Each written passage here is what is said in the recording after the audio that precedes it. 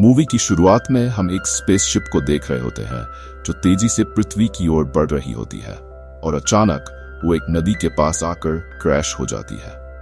तभी एक आदमी जिसे हम कैनन कहते हैं अपने दोस्त को पानी से बाहर निकालता है, पर उसका साथी पहले ही मर चुका होता है। लेकिन मौत क्रैश से नहीं बल्कि किसी भयानक पंजे के निशानों से हुई थी। तभी कैनन की नजर एक तैरते हुए कंप्यूटर पर पड़ती है जो उनकी ही स्पेसशिप का होता है। वह कंप्यूटर उसे उस जगह का पूरा इंफॉर्मेशन देना शुरू कर देता है और हमें पता चलता है कि कैनन कोई साधारण इंसान नहीं बल्कि एक एलियन है।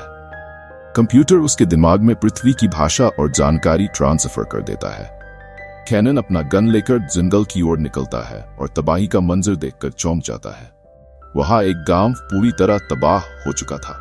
दरवाजे पर बड़े बड़े पंजों के निशान देखकर वो समझ जाता है कि ये निशान पृथ्वी के किसी जानवर के नहीं है। अचानक एक इंसान वुल्फ्रिक उस पर हमला करता है। उसकी गन नदी में गिर जाती है और कैनन बेहोश हो जाता है। वुल्फ्रिक कैनन को अपने गांव ले जाता है। वहां के राजा अपनी बेटी फ्रेया से शादी के लिए दबाव बना रहे होते हैं, पर फ्रेया मना कर देती है। इस बीच वुल्फ्रिक राजा को बताता है कि पड़ोसी गांव तबाह हो चुका है। वे पूछताछ के लिए कैनन के पास जाते हैं जो बताता है कि उस गांव पर हमला एक भयानक मॉन्स्टर ने किया था जिसे वो शिकार कर रहा था। लेकिन वुल्फ्रिक हंसी में उड़ा देता है। कैनन उन पर हमला करके भागने की कोशिश करता है, पर वे उसे फिर से पकड़ लेते हैं। रात में वही मॉन्स्टर गांव पर हमला कर देता है, कई लोगों को मार देता है और कुछ को उठा ले जाता है। राजा कैनन से सच जानने की कोशिश करते हैं। कैनन उन्हें बताता है कि मॉन्स्टर उनकी मॉर्विस शिप के साथ यहां आया था और अब वो सबको मार रहा है, लेकिन कोई उस पर विश्वास नहीं करता। कैनन कहता है, अगर इसे मारना चाहते हो तो मुझे भी साथ ले चलो। अगले ही दिन राजा कैनन को लेकर जंगल की ओर निकलते हैं। थोड़ी दूर जाने के बाद एक गुफा में एक विशाल भालू उन पर हमला कर देता है। भालू राजा को मारने ही वाला होता है कि तभी कैनन आकर अपनी तलवार उसके पेट में घोंप देता है। कैनन अपनी तलवार घुसा देता है जिससे उस भालू की वहीं पर मौत हो जाती है। ये देख बाकी लोग कैनन को पसंद करने लगते हैं और उसकी इज्जत उनकी नजरों में बढ़ जाती है। भालू को मारने की खुशी में सब लोग पार्टी करते हैं, ये सोचते हुए कि उन्होंने मोरविन को मार दिया है। लेकिन उसी रात पड़ोसी गांव के राजा गनर अपने लोगों के साथ हमला कर देते हैं। गनर को लगता है कि इस गांव ने ही उसके गांव पर हमला करके उनके लोगों को मारा है और दोनों गांवों के बीच खतरनाक युद्ध शुरू हो जाता है। गनर एक एक करके सबको मारने लगता है, लेकिन इस गांव के लोग भी कम नहीं थे। वे गनर के बहुत सारे लोगों को मार डालते हैं, जिससे गनर के लोग भागने पर मजबूर हो जाते हैं। वे जंगल की ओर भागते हैं और कुछ देर बाद मॉर्विस उन पर हमला कर देता है। गनर उसे देखकर हक्का बक्का रह जाता है और अपने साथियों के साथ वापस उसी गांव की तरफ भागने लगता है। गांव के लोग जब मोरविन को अपनी तरफ आते देखते हैं तब उन्हें यकीन हो जाता है कि ये कोई साधारण भालू नहीं बल्कि उससे भी भयानक कुछ है। राजा अब बेहद परेशान हो जाते हैं और कैनन से मदद मांगते हैं। कैनन कहता है, अब हमें इस मॉन्स्टर को मारने के लिए जाल बिछाना होगा। अगली सुबह वह गांव के सामने एक बड़ा गड्ढा खुदवाता है और उसमें तेल भरवा देता है। उसका प्लान था कि मॉर्विस को गड्ढे में गिराकर उसमें आग लगा देगा ताकि वह जलकर मर जाए। रात होते ही कैनन फ्रेया को अपने अतीत की कहानी सुनाता है। वह कहता है, मैं एक दूसरे प्लेनेट से आया हूं जहां हम बहुत एडवांस टेक्नोलॉजी का इस्तेमाल करते हैं। हम अपनी आबादी बढ़ाना चाहते थे, इसलिए हमने एक प्लेनेट ढूंढा जिसमें करोड़ों की तादाद में मॉर्विस रहते थे।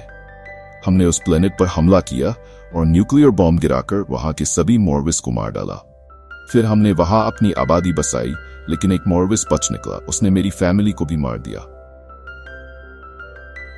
ये कहते हुए कैनन बेहद इमोशनल हो जाता है। इसके बाद कैनन और वुल्फ्रिक मॉर्विस को ढूंढने जंगल की ओर जाते हैं।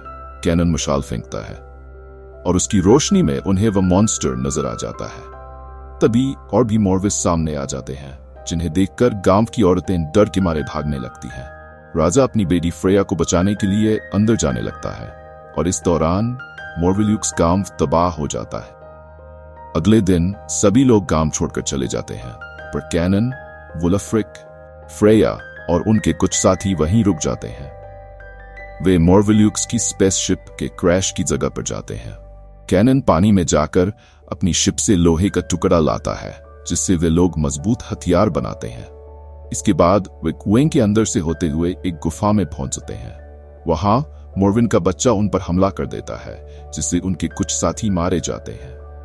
और जैसे ही वे आगे बढ़ते हैं, कैनन देखता है कि मोरविन ने वहां बहुत सारे लोगों को इकट्ठा कर रखा है। तभी मोरविन का बच्चा फ्रेया की ओर बढ़ता है। जैसे ही वह उसे मारने की कोशिश करता है, फ्रेया अपनी पूरी ताकत से कैनन द्वारा बनाई गई तलवार को घुमाती है और धड़ाम, तलवार मोरविन के बच्चे के शरीर में घुस जाती है। वह वहीं ढेर हो जाता है। इसके बाद कैनन, फ्रेया और वुल्फ्रिक गुफा से बाहर निकलते हैं, लेकिन जैसे ही बाहर आते हैं, सामने खड़ा होता है बड़ा मोरविफ्लेक्स। अब उन दोनों के बीच जबरदस्त लड़ाई शुरू हो जाती है। कैनन और मोरविस के बीच एक खतरनाक टकराव होता है। दोनों अपनी पूरी जान लगा देते हैं। तभी कैनन मोरविस का हाथ पकड़कर उसे पहाड़ी से लटकाता है। वह जोर लगाता है और अपनी तलवार निकालता है, काट देता है मोरविस का हाथ। मोरविन चीखता हुआ नीचे गिरता है और पहाड़ी से गिरकर मर जाता है।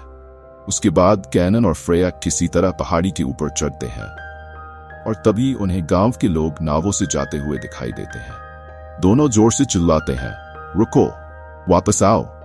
काम वाले उनकी आवाज सुनकर लौट आते हैं। इसके बाद कैनन अपनी शिप के पास जाता है, जहां उसका ट्रैकर डिवाइस एक्टिव हो चुका था।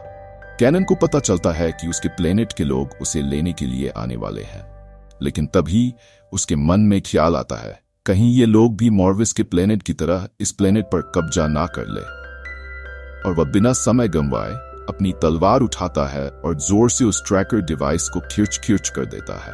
ट्रैकिंग सिस्टम टूट जाता है और उसकी स्पेसशिप वापस लौट जाती है। आखिर में गांव के लोग कैनन को अपना राजा बना देते हैं और वह फ्रेया से शादी कर लेता है। यहीं पर यह शानदार मूवी खत्म हो जाती है।